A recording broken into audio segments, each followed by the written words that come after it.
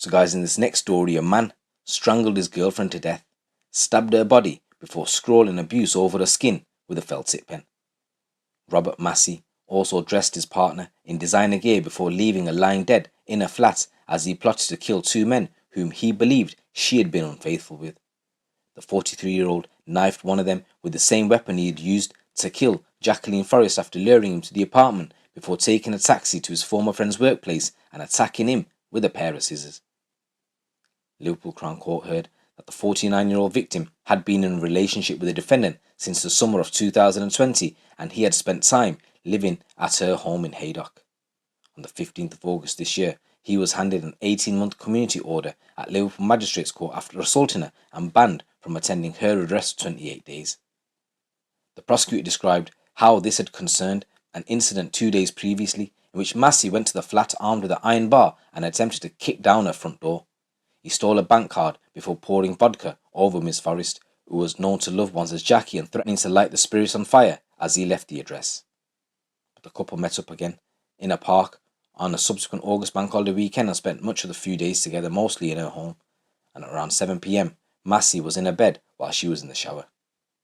He began looking through her phone and found messages on WhatsApp suggesting she had been unfaithful with two men.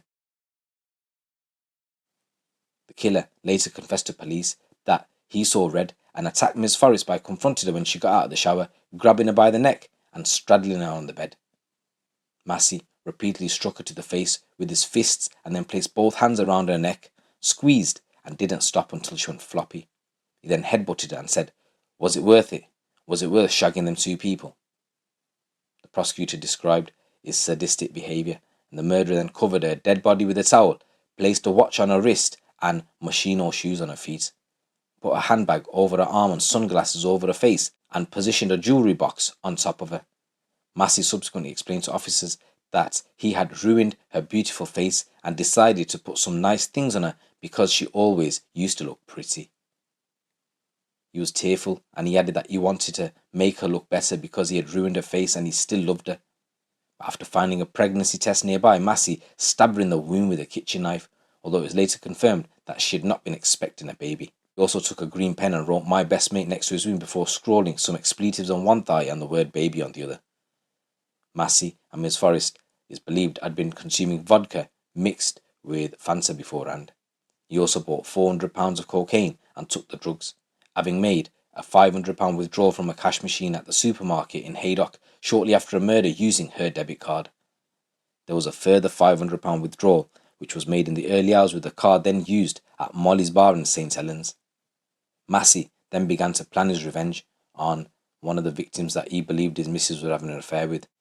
He took a taxi into Liverpool and continued drinking in a bar, ringing Ms. Forest's phone with him and updating her Facebook profile around midnight.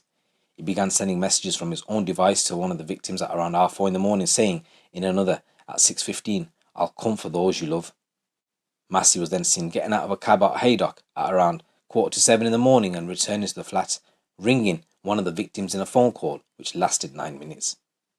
From 8 a.m. onwards, he began messaging his next victim from Ms. Forest's phone, giving the impression she was sending these messages. In one, he said, "Don't worry, he won't risk getting nicked again." Around the same time, Massey began sending messages to the victim's brother's partner, believing her to be his own girlfriend. He said he had been fucking my fiancée and now she's pregnant, adding in another text, "She thought I was out for the night, but I came home early. He jumped out the window, which I'm really impressed with because we are 3 floors up. No one fucks my fiancée." Massey later discarded Ms. Forest's phone in a nearby field. So one of the victims had met Ms. Forest when both were working at a Sainsbury and on one occasion engaged in sexual activity during which her boyfriend had returned to the address, leading to him clambering out via the balcony in order to remain undetected. So one of the victims arrived at the scene at around 8:30 in the morning on Wednesday, August 31st. Massey had turned on the shower and pretended Ms. Forest was in there. His victim pleaded with him, saying, "Please don't kill me." Massey then took him to a bedroom and showed him Ms. Forest's body, telling him, "Look what you fucking caused." He then began attacking him with the same blade, going for his ears. He was stabbed 3 times to the back and twice in the neck, but he was able to flee to a neighbouring flat for help. The victim was rushed to Aintree Hospital and underwent surgery, having lost 20% of his blood. However, he was discharged a week later. Merseyside police then discovered Ms. Forest's body shortly after 9 o'clock. The apartment was filled with steam. The shower still had been running, with a blood-stained knife located on the sofa. Massey was subsequently seen walking through the streets covered in blood with no top on. At around 9:15 in the morning, he bought vodka from an off-licence and asked to drink on the premises, but he was told no. Shortly after 9:30, he boarded a bus to St Helens town centre, then took a taxi to Prescott and drank in pubs in the area before getting onto another bus to Wavertree. Massey stopped at the corner shop to buy a knife, but the store did not have any for sale, so he bought a pair of scissors instead. So now armed with the scissors, he flagged down a taxi to take him to the other victim's workplace, which was in Norris Green. It's believed that Massey and this victim had known each other for around 20 years, but it's believed that this guy had a one-night stand with Miss Forest at a time when she and Massey had split up. He confronted his friend in a phone call around a week previously and was angry, but had not made any threats. Massey walked straight into the offices at around 6:30, half an hour after the victim had started his night shift, chasing him out of the building while brandishing the scissors. Massey said, "I'm going to kill you if you think you can get away with this," and struck him with the implement out on the street, causing him to fall to the floor. A witness also heard him say, "I don't care, I'm doing 20 years anyway, I've killed 2 people already." The victim managed to disarm his assailants and jumped into a passing car, instructing the driver to take him to a nearby pub. He had sustained stab wounds to his right arm, chest, and behind his ear. Massey was arrested, sweating and smelling of drink, with blood on his t-shirts. After being arrested on suspicion of murder and attempted murder, he replied, "I hope it was 2 murders." He said, "What would you do if you caught your best mate shagging your missus? I would have thrown the fucking out the window." Under interview, Massey said, "It's nice to get it off my chest. I don't want the family to have to go through a trial. They must be devastated. I love them to bits." Massey said that he had stabbed one of the victims in the back like he'd done to me and accused him of sharking her in messages on Facebook. He said that he had been trying to come off cocaine and said he had also been unfaithful during a relationship with Miss Forest. His previous convictions included a 4-year prison sentence back in 2018, having swallowed packages of drugs in order to import them into the UK, and he was released back in 2020. The defence solicitor told the court that his client was clearly preoccupied by the thought of Miss Forest being pregnant, but did not actually believe she was pregnant.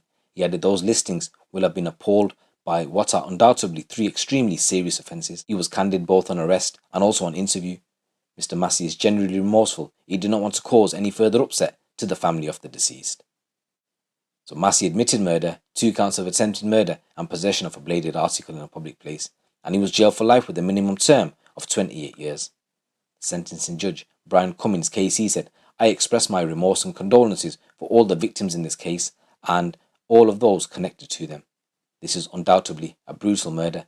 It was apparent that the victim, I regret to say, must have endured significant mental and physical suffering before she died."